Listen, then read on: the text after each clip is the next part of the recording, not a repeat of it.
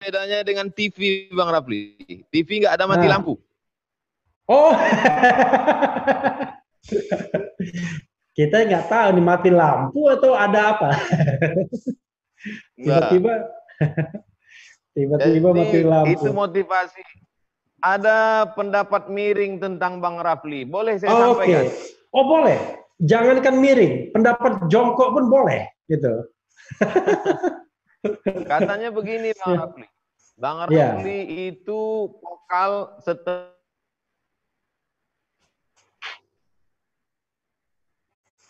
Halo, Tat. Halo, Tat.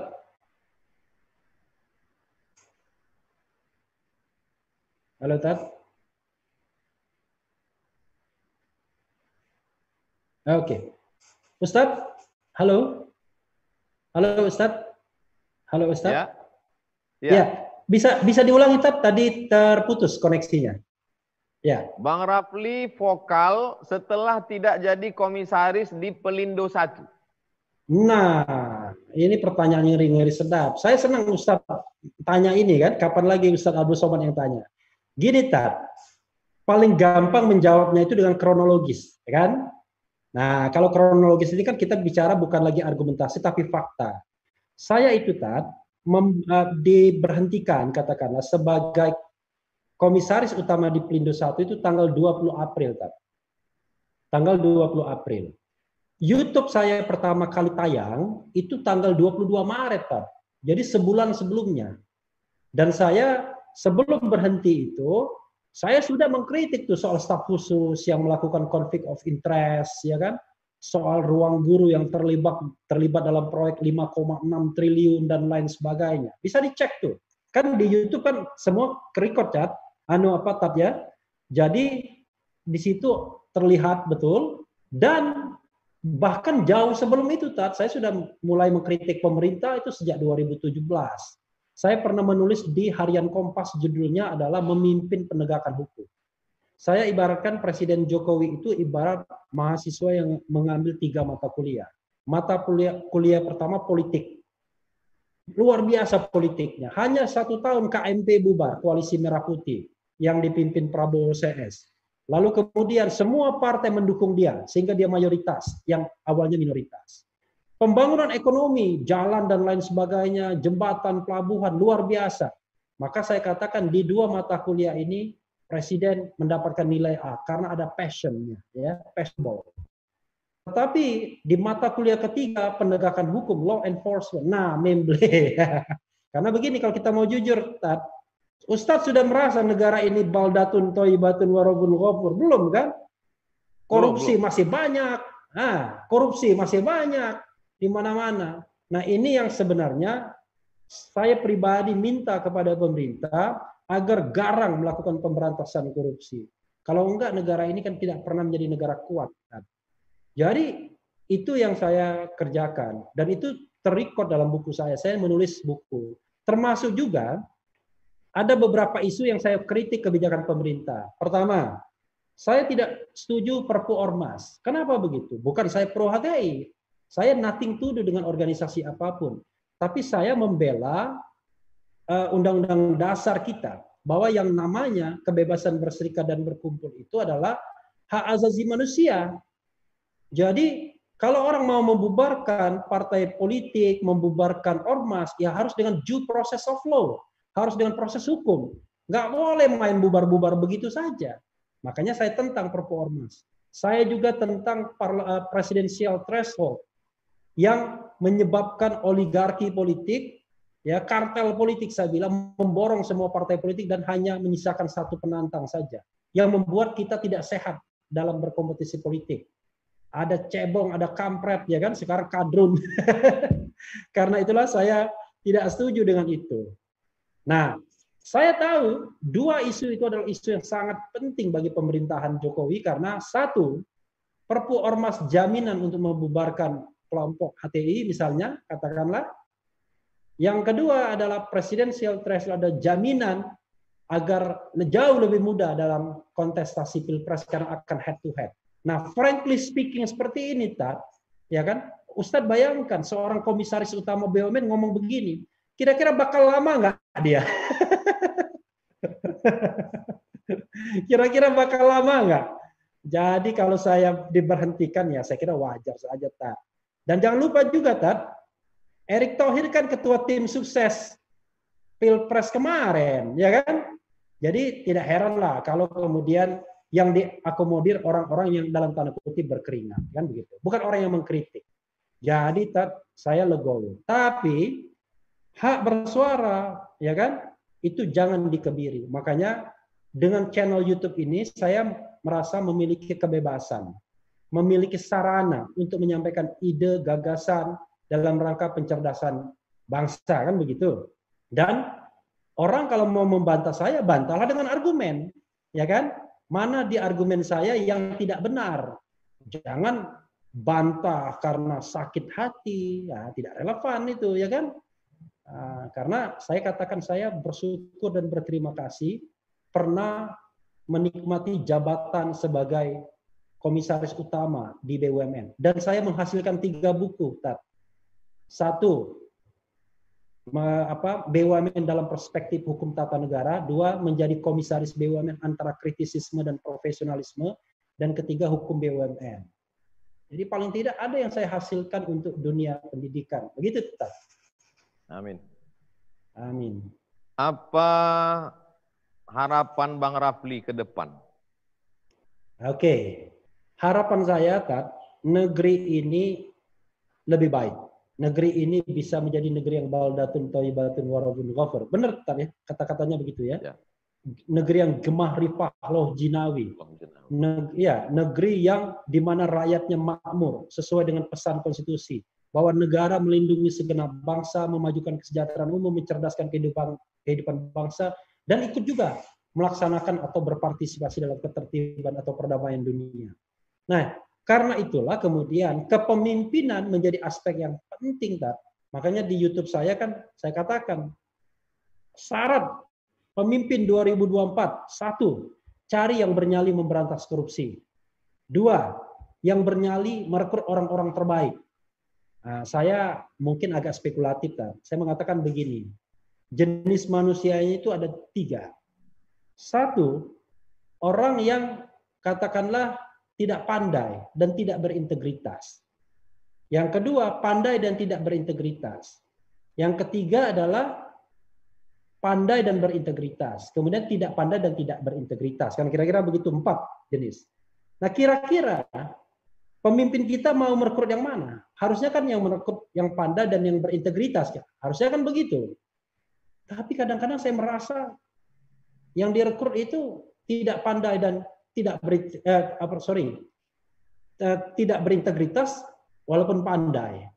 Jadi yang terjadi adalah orang-orang di seputar lingkar kekuasaan itu bukan orang-orang yang ingin membuat negara ini baik, tapi yang ingin katakanlah mencuri atau mencari rantai kekuasaan. Nah, jangan heran, Tat, ya, ketika orang berkuasa tambah kaya raya dia karena dia dagang kekuasaan. Nah, ini yang saya ingin suarakan, Tat. Jadi mudah-mudahan yang menjabat itu orang-orang yang tadi memang bernyali memberantas korupsi, merekrut orang yang terbaik, lalu kemudian tidak anti kritik, begitu, Tat.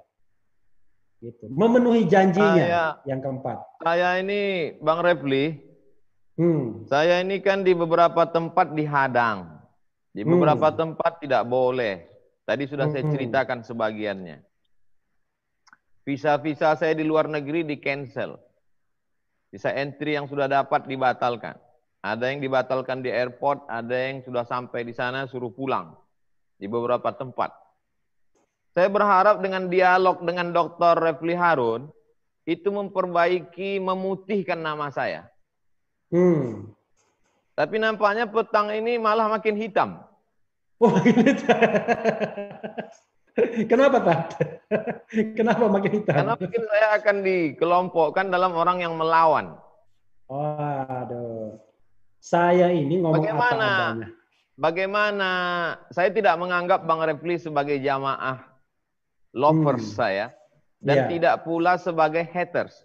Saya menempatkan Dr. Refli Harun seorang pakar tata negara yang pernah punya jabatan, orang yang bebas, independen. sebagai seorang Dr. Refli Harun, apa yang mesti saya lakukan? Waduh, saya nggak sopan nih, masa saya menasihati Ustadz Somad? Tapi tidak apa-apa, saya sampaikan aja. Maka dari awal saya tidak panggil Bapak, saya panggil Abang. Oke.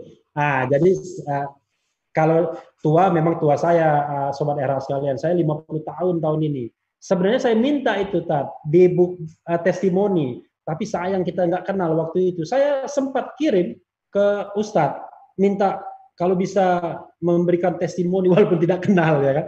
Tapi mudah-mudahan sekarang kita berkenalan lebih baik.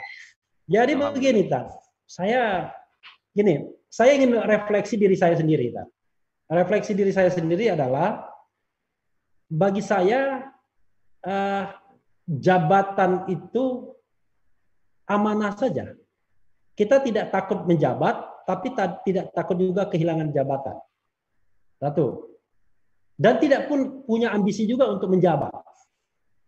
Jadi kita hidup secara bebas saja. Orang setuju syukur, tidak setuju tidak apa-apa juga. Toh akhirnya kalau kita bersikap rasional, dilandasi hati yang baik, yang bersih, orang kan akhirnya paham juga bahwa kita mengatakan sesuatu itu apa adanya. Sebenarnya saya sering mendengarkan juga, jadi ada seorang pejabat yang dulu saya pernah di sana mengatakan, aduh, Refli itu suka ngeritik. Tapi yang dia bilang itu benar. Jadi kadang-kadang apa yang kita sampaikan benar itu ditolak di depan, tapi di belakang dijadikan bahan perenungan. Jadi jangan mundur, ya. Jadi sampaikan saja sebaik-baiknya. Cuma untuk pemerintah juga. Saya ada pidato di Universitas Flores. Saya katakan begini. Tugas negara itu adalah melindungi segenap bangsa. Tugas pemerintah, tugas penguasa. Jadi yang dilindungi itu baik mereka yang setuju, yang tidak setuju, baik yang pro maupun yang kontra. Jadi tidak boleh negara memilah-milah. Wah, ini Ustadz Abdul Somad tidak pro saya, maka visanya kita halangi saja. Nggak boleh. Semua harus dilindungi, karena itulah fungsi negara. Itulah raison d'être kita punya negara, bernegara, kan begitu. Kita ingin dilindungi, ingin disejahterakan, ingin dicerdaskan. Dan pemerintah tidak boleh menggunakan kelompok masyarakat lainnya untuk mengadu domba kelompok masyarakat lainnya. Jadi kita yang tidak setuju ini dihantam dengan para buzzer dan fans club, dan di mana buzzer itu misalnya digerakkan oleh negara. Waduh, kalau begitu negara itu betul-betul dia khianat, ingkar janji.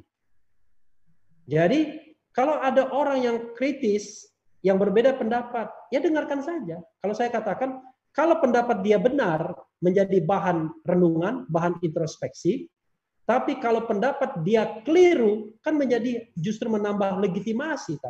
Artinya pemerintah itu makin kuat dia. Karena berapapun orang yang mengkritiknya, ternyata tumbang semua yang mengkritik itu. Tumbang dalam tanda kutip. Tapi kalau misalnya kritik itu benar, lalu kemudian kritik itu kemudian katakanlah dihantam balik, diserang balik, maka negara menurut saya akan menuju jurang kehancurannya. Tidak ada negara yang hidup dalam otoritarianisme bisa bertahan selama-lamanya. Orde lama tumbang, orde baru tumbang. Gitu. Bang Refli Harun, doktor pakar tata negara dari Notre Dame University. Tapi dari pembicaraan tadi saya tangkap bicara tentang baldatun thayyibatun wa rabbun ghafur, bicara tentang menerima jabatan adalah amanah, tidak mengejar jabatan dan lain sebagainya, dekat kepada pemahaman agama. Bagaimana Bang Refli belajar agama Islam dulu? Ampun dah. Saya sekolah di UGM, S1-nya. Kemudian S2 saya ambil UI. Lalu kemudian saya dapat Fulbright dan belajar di Notre Dame. Itu Universitas Katolik. Tapi kan saya belajar International Human Rights Law. Kemudian S3-nya saya ambil di Padang. Jadi biar banyak alma mater kan, saya ada 4 alma maternya. Jadi sengaja dibegitukan. Karena ada teman saya Profesor Saldi Isra di sana. Nah, Tapi saya ini kan sebenarnya kan punya tradisi rumah di Palembang dekat musola, Tat. Jadi waktu saya SD suka sekali saya dengar-dengar ceramah kiai-kiai kampung gitu kan, seminggu sekali atau ceramah-ceramah bulan Ramadan begitu. Jadi ya paling tidak modalnya modal dengan ceramah kiai kampung. Tapi ya intinya kan hal-hal seperti itu kan rasional saja, Tat, ya kan? Rasionalitas. Kalau kita mengejar jabatan, wah gampang sekali, Tat. Kan saya diam aja ketika jadi komisaris utama, diam, bela terus pemerintah, pasti naik jabatannya, benar enggak? Ya kan? Karena yang paling gampang adalah kalau kita menunggang arus. Tapi kalau kita melawan arus berat dimanapun, ya kan? Nah, saya tadinya berharap pada pemerintahan Jokowi ini, frankly speaking, tahun 2014 ketika berhadapan dengan Prabowo, kita tahu bahwa track record Prabowo seperti apa, track record Jokowi seperti apa, berharap bahwa Jokowi akan membawa bangsa kita ke dalam tadi, baldatun thayyibatun wa rabbun ghafur. Tapi rupanya masih banyak halangannya, ya. Saya kira bukan karena ketidakmampuan Presiden Jokowi saja, tapi halangannya begitu besar, ya kan? Sehingga perlu effort yang lebih besar lagi. Nah, tugas kita mengingatkan, ya kan, bahwa ada tugas besar di depan, yaitu melindungi segenap bangsa, mencerdaskan kehidupan bangsa. Kalau belum apa-apa diadukan ke polisi, ya kan, pencemaran nama baik, menyebarkan fitnah, berita bohong dan lain sebagainya. Lama-lama nggak ada lagi orang kritis di Republik ini. Karena siapapun yang kritis dengan kekuasaan, maka akan berhadapan dengan mata hukum, ya, pisau hukum. Wah, berat. Jadi yang ada adalah orang yang membenarkan semua tindakan pemerintah walaupun tindakan itu salah dan keliru. Ya, begitu, Tat. Luar biasa Bang Rafli. Saya berharap Bang Rafli terus berkarya mencerdaskan melalui konten-konten di media sosial. Ya, supaya masyarakat ini punya pilihan, jangan hanya searah saja. Kalau ada orang yang khawatir melawan arus itu berat, saya kira Bang Rafli kuat melawan arus. Karena wong Kito Galo makanannya kapal selam. Iya, yang kita makan tuh kroket, bukan roket ya. Orang kadang-kadang bilangnya kroket, kapal selam. Nah, insya Allah lah ya. Tapi mudah-mudahan negara kita baik-baik saja. Aparat keamanan rasional, ya, menteri rasional, presiden rasional, fans club rasional. Apakah boleh menjadi fans clubnya presiden? Boleh. Yang tidak boleh adalah negara mengeluarkan biaya untuk bazar, itu nggak boleh. Tapi kalau fans club boleh aja. Jadi pro dan kontra kan biasa, tapi ya saya kira kita tidak boleh dipaksa untuk semua sependapat, tidak boleh juga dipaksa untuk berbeda pendapat. Kalau pemerintah benar, ya kita bilang benar. Seperti saya katakan awal-awal pembangunan ekonomi bagus, tapi terakhirnya memang agak kacau kan. Lalu kemudian konsolidasi politik bagus, ya semua partai menyokong presiden. Tapi law enforcement, saya mengatakan tidak hanya masa pemerintahan Jokowi, masa SBY juga kurang baik, masa Megawati, Gus Dur juga kurang baik, masa Pak Harto apalagi. Indikatornya sederhana, Ustadz. Indikatornya adalah misalnya salah satunya adalah persepsi CPI, jadi Corruption Perception Index saja. Di situ Indonesia itu masih angkanya kalau tidak salah 39, Ustadz. Kalau 39 itu termasuk negara-negara korup, karena skalanya adalah 0 sampai 25 sangat korup, 25 ke atas sampai 50 korup, 50 ke atas sampai 75 bersih, 75 ke atas sampai 100 itu sangat bersih. Tidak mungkin juga ada 100, berarti 100 itu zero korupsinya. Nah, kita tergolong negara-negara yang masih korup. Negara-negara yang dianggap bersih itu justru negara-negara yang bukan muslim. Misalnya Selandia Baru atau negara-negara Skandinavia. Bahkan ada penelitian yang mengatakan Selandia Baru, Norwegia, Finlandia atau Norwegia di Skandinavia itu adalah negara yang Islami. Coba bayangkan. Negara Islami itu justru bukan negara yang penganut mayoritasnya Islam. Kan memprihatinkan kan. Kalau begitu kan siapa yang kita minta untuk memperbaiki kondisi ini? Kan pemimpin kan. Terutama pemimpin negara. Barulah pemimpin-pemimpin rakyat atau pemimpin-pemimpin informal seperti Ustadz kan begitu. Pokoknya saya nanti dorong terus Ustadz untuk berbuat banyak bagi negeri ini. Amin. Amin. Tab, itu kok ada tiba-tiba ada bilang-bilang Ayanemun, apa itu? Ayanemun. Saya presentasi buku, bedah buku di Islamic Book Fair. Di? Islamic Book Fair. Ya, Islamic Book Fair. Oh, di Jakarta. Ya, setelah presentasi, ada orang mau menyerahkan buku ke saya, mau foto. Itulah YouTubers, Instagram, Ayanamun. Lalu foto, hanya itu saja, Bang. Nggak hanya pernah itu lagi saja. Nggak pernah komunikasi setelah ini. Ya, tapi kan kalau Tuhan menjadikan jodoh Ustadz kan nggak apa-apa juga. Itu Bang Rafli nampaknya mancing-mancing juga itu. kan jodoh kan di tangan yang maha kuasa, Tat, ya kan? Mudah-mudahan Ayanemun mendengarkan ini kan, ya kan? Nah, gitu. ini nanti dipotong netizen lagi nih Bang Rafli. Oh, jangan, kita nanti kasih timernya. Jadi kelihatan tuh kalau potongan kan. Kita kasih timer. Kalau ada kasih timer kan nggak boleh dipotong-potong. Tapi Tat, apapun hidup ini, Nabi pun kan Tat juga penuh dengan fitnah kan. Bahkan Nabi Muhammad saja berawal-awal dakwah, khalifah juga begitu kan. Jadi kalau kita manusia biasa ini penuh dengan makian, kedengkian, buzzer, itu menurut saya latihan juga untuk menjadi manusia kuat. Saya malah bilang begini, Tat. Calon pemimpin ke depan itu, entah itu namanya Anies Baswedan, Ganjar Pranowo, harus rajin-rajin baca komen media sosial. Karena kejam sekali soalnya. Ya kan, Tat?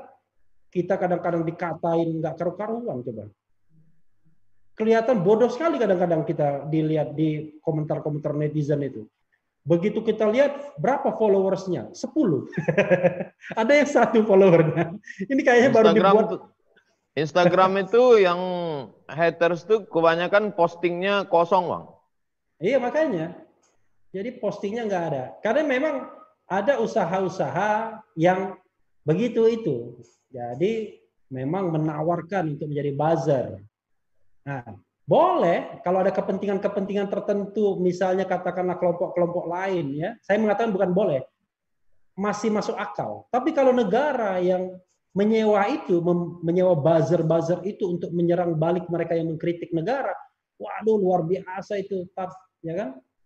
Kita lihat memang kadang-kadang kalau kita sudah bicara tentang pro dan kontra ini hampir tidak masuk akal semua kadang-kadang, ya kan? Kita nggak bisa mengatakan bahwa Pak Jokowi benar semua. Tapi nggak bisa juga bilang salah semua, benar nggak, Tat? Pasti ada benarnya dan ada salahnya. Nah, benarnya ya biarlah yang memuji itu pembantu-pembantunya. Masa kita juga ikut muji? Kalau kita juga ikut muji, siapa yang mengkritik? Kan begitu. Jadi apa yang tidak kita kritik, berarti kita puji. Itu saja kan? Jadi kalau kita tidak misalnya ngomong tentang A, berarti B. Setuju kita. Nah, jadi sebenarnya jadi pemimpin itu harus tahan banting, tahan kritik. Memang kalaupun kita sebagai manusia begitu membaca, kita dibodoh-bodohin orang kan, dikatain pelacur politik, dikatain monyet dan lain sebagainya. Panas juga awal-awalnya. Tapi begitu saya membayangkan Ustadz Abdul Somad, langsung ketawa saya. Panas Bang Rafli. Apalagi kalau biasa minum cuko. Minum cuko. Tapi ini juga penting tuh buat Ustadz. Kenapa? Karena ulama ini, Ustadz ini memang kan potensial orang yang bisa anti kritik. Kenapa begitu? Karena kan dalam setiap pertemuan-pertemuan dia akan ditinggikan derajatnya. Orang yang didengar. Jadi dia tidak biasa mendengar. Nah, Ustadz Abdul Somad walaupun sudah tinggi, ya kan, tinggi melambung, jangan lupa daratan, tetap begitu, ya kan, gitu. Jadi walaupun sudah tinggi melambung, jangan lupa daratan. Saya bisa bikin ini kan, apa di raga manusia ada lambung. Disitulah sering ada setan. Walaupun ustadz tinggi melambung, tapi jangan lupa daratan. Masya Allah. Itu baru berapa detik saya bikin pantunnya, Ustadz. Anak raja membeli katun. Katun dibeli di hari Jumat. Anak raja membeli katun, katun dibeli di hari Jumat. Nampaknya acara Dr. Lefri Harun, tapi Abdul Somad yang dapat nasihat.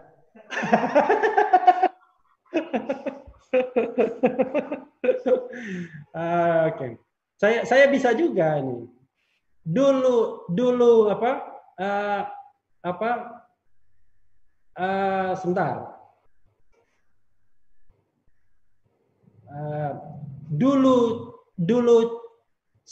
Dulu kampret sekarang kadrun. dulu kampret sekarang kadrun, ya kan? Memang Abdul Somad yang untung di acara Refli Harun. Mantap, Pak. itu pantun-pantun yang harus disusun lagi. Tapi saya bisa susun lagi pantunnya. Ustaz, terakhir mungkin Ustadz ingin memberikan semacam prinsip-prinsip dalam hidup bernegara, terutama menghadapi kekuasaan ketika berkuasa dan lain sebagainya, dan mungkin Ustadz bisa menyampaikan doa, melantunkan doa ya, atau memanjatkan doa. Kalau tidak ada lagi yang ingin didiskusikan dengan saya, tapi kalau ingin didiskusikan lagi, wah, dengan senang hati, jangankan 2 jam, 2 hari 2 malam pun saya layani, Masya Allah. Dunia ini panggung sandiwara. Lagunya Bang Refli hafal. God bless. Ahmad Albar. Ahmad Albar. Jadi isinya itu dari dulu ya itu saja. 4 isinya. Yang pertama, penguasa yang otoriter, Fir'aun. Orang kaya yang pelit, jahat, Qarun. Ada orang berilmu tapi tidak punya integritas, namanya Haman. Dan namanya disandingkan dalam Al-Quran. Haman dengan Fir'aun. Inna Fir'auna wa Haman. Fir'aun dan Haman. Ini orang-orang cerdas tapi tidak punya integritas. Dan